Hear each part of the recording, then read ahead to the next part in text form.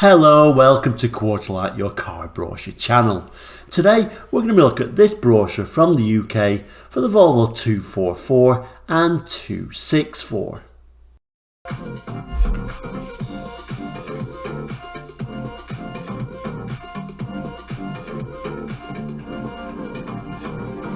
Welcome back, and Quarterlight's a channel all about car brochures, so if that's your interest, please do subscribe.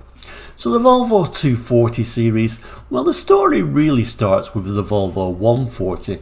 It introduced things like crumple zones to make a much safer car. Cars at the time really weren't particularly safe at all. The 240 came around in 1974 and took it a step further, making a much safer car than the Volvo 140. A car designed by Jan Wilsgaard. It had a long production run all the way till 1993.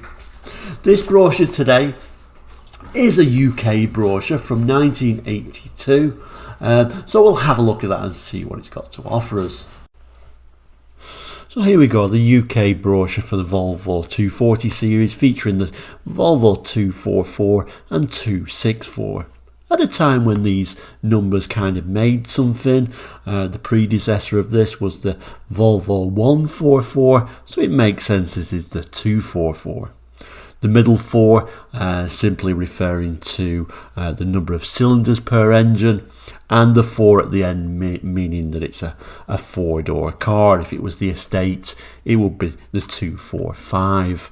And below the 264, quite simply meaning that was the 6-cylinder version. So I liked it at this time when Volvo made sense with the numbers. Later on they really did confuse those up quite a bit. The image straight away showing it as a very square, blocked off design. Jans Vilsgaard really liked to make his designs with a ruler, but of course then it became quite famous. Volvos were very boxy cars, weren't they? But I think they were very well proportioned cars as well, so they kind of like got away with that. Also featuring a headlamp wiper. 80s headlamp wipers became very popular, not much use in the UK really, although in places like Sweden where they came from it could be useful to wipe the snow from the headlamp, so it kind of makes sense there. As we open the page up, there's, of course, we're going to go straight on talking about the Volvo reputation, a reputation for being a very safe car, and it goes on to say these are the best specifications ever. And we can't think about Volvo, of course, without thinking about safety. He starts talking about the safety on the car, kind of like, I think it was the safest car at the time when it was launched. And a few more images of the car. It's saying here, safety and driving enjoyment go together. I don't know how you feel about that. I think it was a car you kind of like thought about more about safety than driving enjoyment. It wasn't a particularly fast car. I would say it's probably on the slow end of the scale, particularly in 1982 when this brochure came out. It wasn't a fast car, of course, but it was a very safe car. This particular example, it's saying it's the GLE. This brochure features the DL, the GL, the GLE and the GLT. GLE, if you're wondering what that means, it's Grand Lux Executive. And we now move on to some nice interior shots of the Volvo. And I think with this particular car, like, the interior matches the exterior, doesn't it? It's very blocky and it's very square. I think only Volvo could really get away with that. More images of that nice interior. We just about get a bit of an image of the headrests. These particular headrests were, I think, was Volvo probably one of the first cars to make the headrest standard equipment. These particular ones, they didn't like as a see-through, so you can actually see through them for further safety. And then we get a nice image of the side. Like I say, it is very boxy, but I also think it's very well proportioned. I've always liked the 240. It was meant to be replaced by the 700, which the 700 series was better than this car in pretty much every aspect. Although the 240 actually outlasted the 700, strangely enough. It was really a liked car, and in the 80s it became almost like a strange fashion symbol. It was kind of like almost cool to have a Volvo 240. But like I say, driving enjoyment, possibly, not much driving enjoyment. The 700 series was a far more enjoyable car, really. We'll have a quick look at some of these little images of the Volvo 240. Some nice little images showing first of all how the ventilation system works, and these very nice luxurious seats look like they're in leather, so certainly a high spec version. A big practical boot. Of course, there was the estate version as well if you wanted the ultimate practicality. Also, it was almost fashionable to have a Volvo estate, strangely enough, and to have a dog or two jump out the back. That was kind of like strangely became a fashionable thing in the UK. Particularly like this image of the carpet, a pass-through area. So you can put longer objects in there, and then kind of like showing a small child on a booster seat. I guess it's trying to say, safety again is kind of like the theme there. And then as we pull back and then turn the page over, we get some nice images showing the Volvo 244 Saloons, and a few little images. Your higher spec GLE here. Back here is your GL, so just your Grand Lux, and your Grand Lux Executive, just to give you an idea how that badging works. Before moving on to, in this particular brochure at least, the top of the range 244, the GLT or Grand Lux Touring. So this had your few little extras on there. So let's have a quick look on the text actually, just to see a few of those extras, although we will be looking at the specification page in a moment. So it's saying here, those who know little about Volvos tend to regard them as rather staid cars.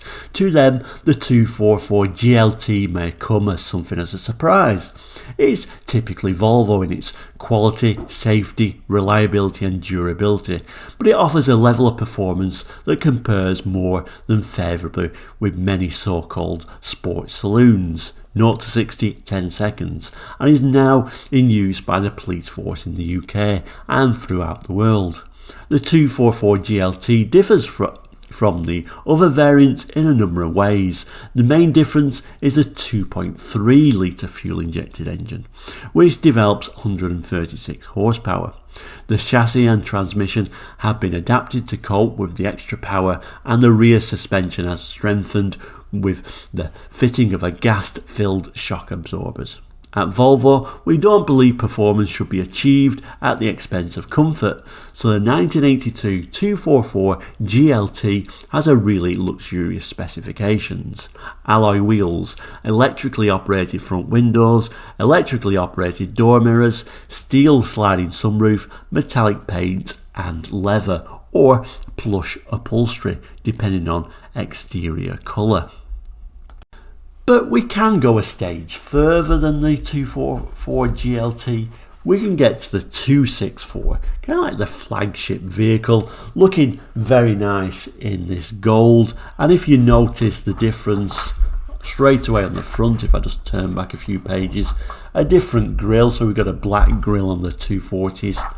On the 264 we've got this like luxurious alloy or chrome grille. So let's have a quick look at the text as well, because this is a pretty interesting car, although some would say the 6-cylinder Volvos weren't quite as reliable.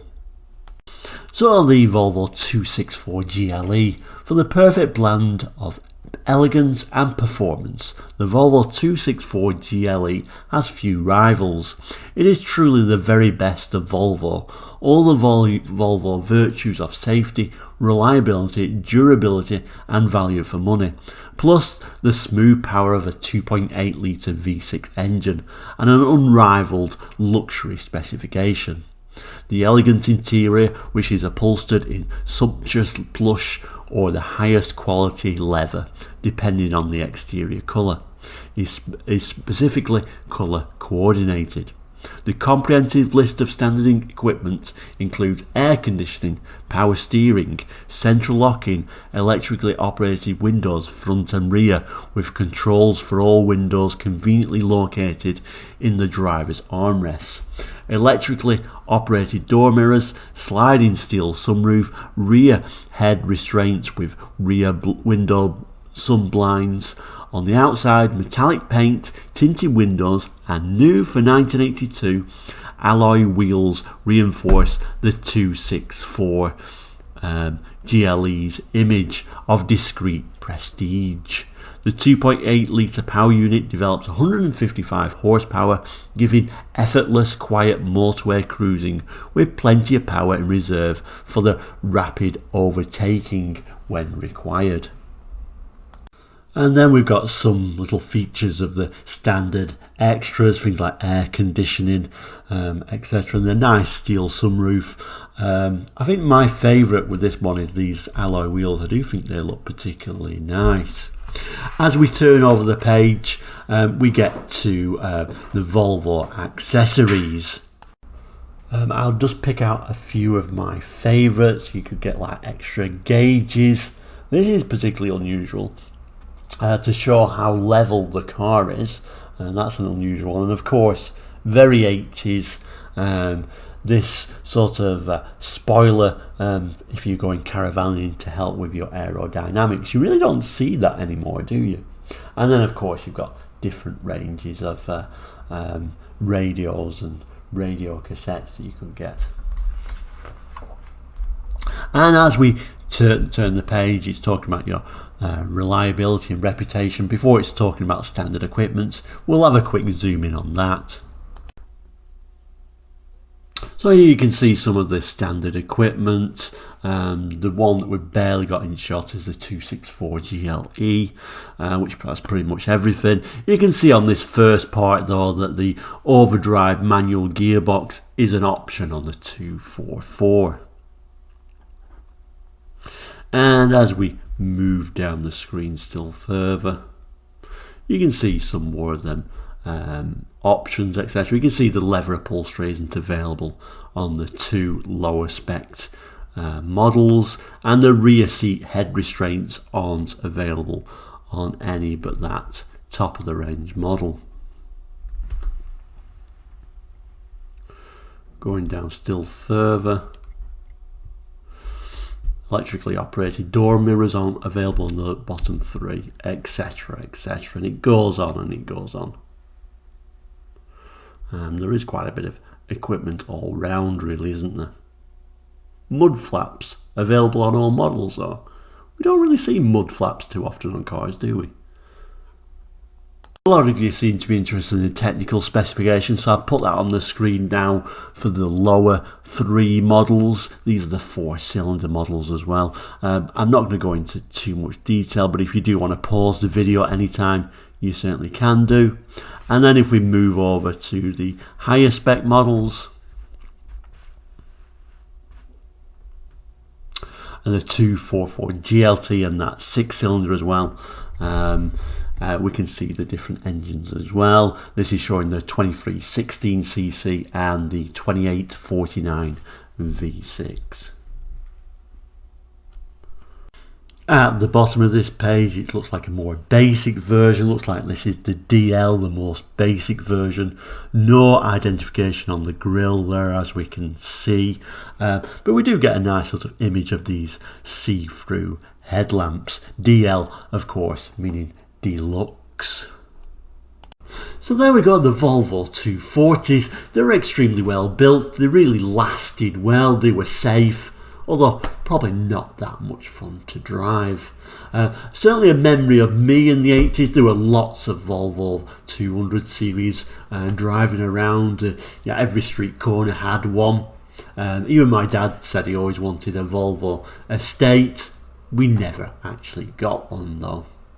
Thank you so much for watching the episode though. Please do comment with your experiences of the Volvo 200s and do like and subscribe if you want to as well. But we'll see you very soon. So we'll say take care and goodbye.